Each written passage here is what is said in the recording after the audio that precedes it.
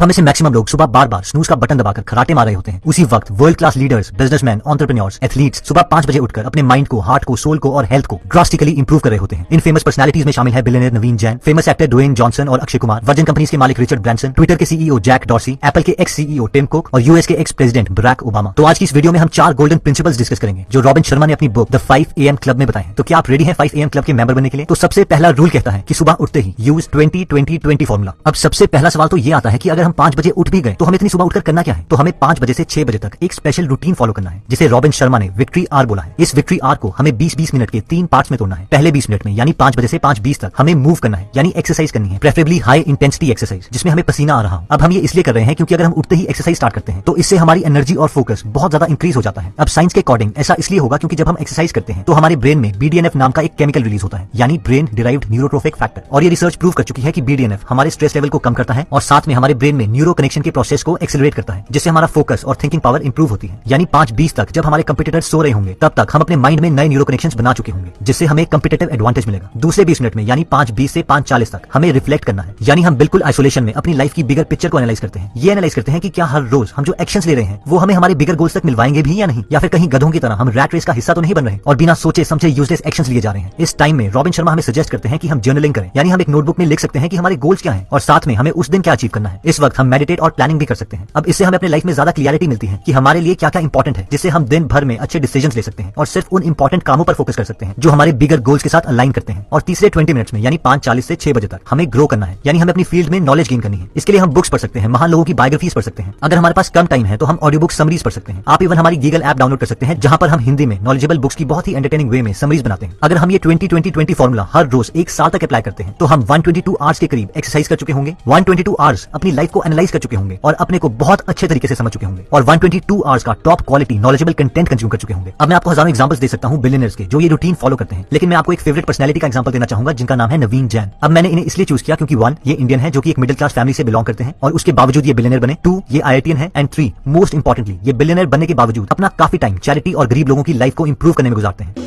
And so in the morning I wake up and I take care of my mind, and then after that I work out and that's taking care of my body, and then I do meditate before I go to work, so that takes care of my soul.